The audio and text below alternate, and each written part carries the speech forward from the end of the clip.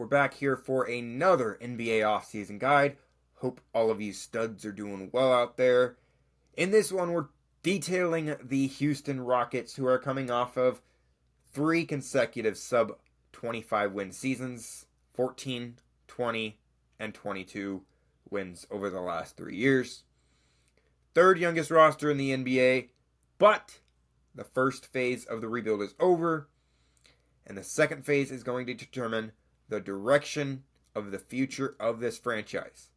Now, with that being said, you have taken care of some things that needed to be taken care of heading into this offseason. And just like Detroit, this offseason all starts with finding a new coach. You let Stephen Silas go, which is probably the best decision you can make. As I mentioned, a 14, 20, and 22 win season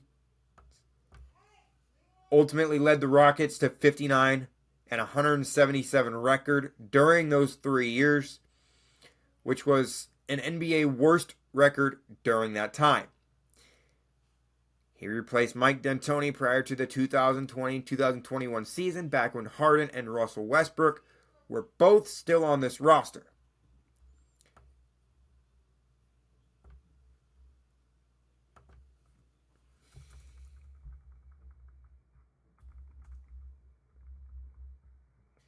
Now, during this tenure, the Rockets lacked on the offensive end in a league where offense has been at a premium. Houston was the 4th worst offense, sporting a 55.4 true shooting percentage with a 51.6 effective field goal percentage, both of which were bottom 2 marks in the NBA. Now the question is who can you get to replace a guy like Stephen Silas?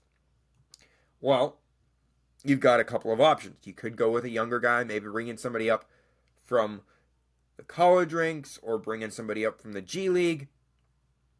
Or you could stick with a more experienced and more established coach.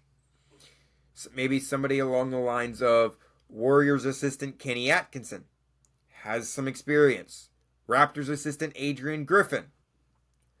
Or you could stick with some former NBA head coaches, Frank Vogel, James Borrego, and Ime Udoka.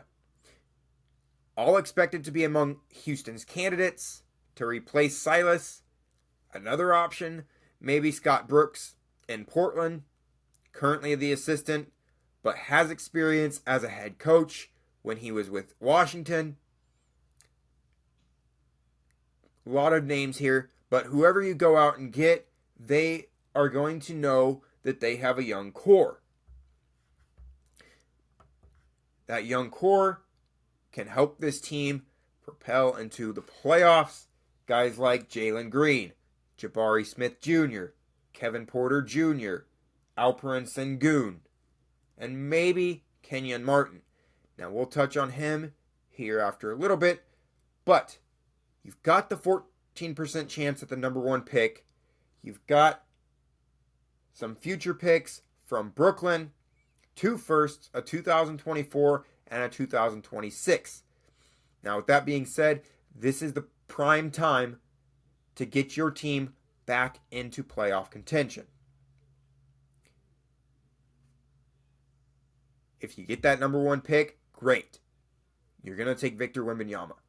But if you don't, if you get the number 2 or the number 3, hopefully you can get maybe Scoot Henderson or Brandon Miller.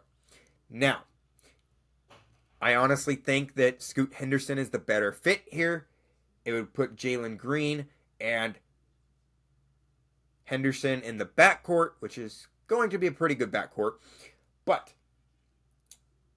Kenyon Martin has a team option. You decline it. Do you extend him, or do you let him walk? If you accept it, do you still extend him, or do you just let him finish out the team option and then see how he does this next season and decide if you want to extend him down the road? That's a decision that you're going to have to make as an organization. Got some free agents. $60 million in cap space available. Frank Kaminsky's a free agent. Boban Marjanovic, DJ Augustine, Willie Cauley-Stein, Hudgens, Days. These are probably guys that you're not going to bring back. Now, Kaminsky, Marjanovic, Augustine, and Cauley-Stein, all good options here if you're looking to fill the bench. But you need some veteran leadership. James Harden, do you go back out and get him? You're going to have to offer him $46 million in over 4 years.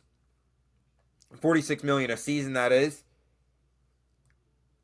Which will probably match what Philadelphia is going to do. But you're basically going to be saying, hey, look, we messed up. We still want you. We know you can help these young guys get us back to the playoffs. Is that the risk you're willing to take?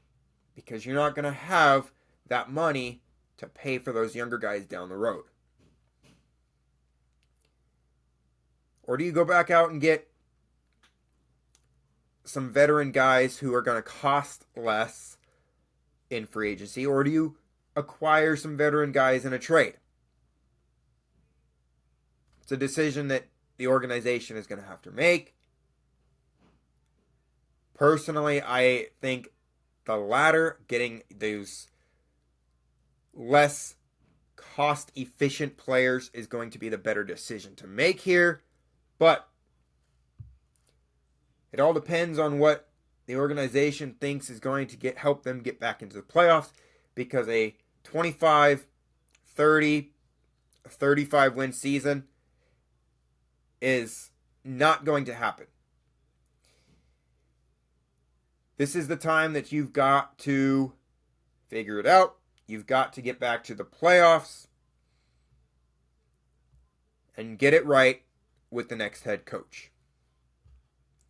Thanks for watching, everybody. This is Dacota Haynes. We'll see you in the next NBA offseason guide.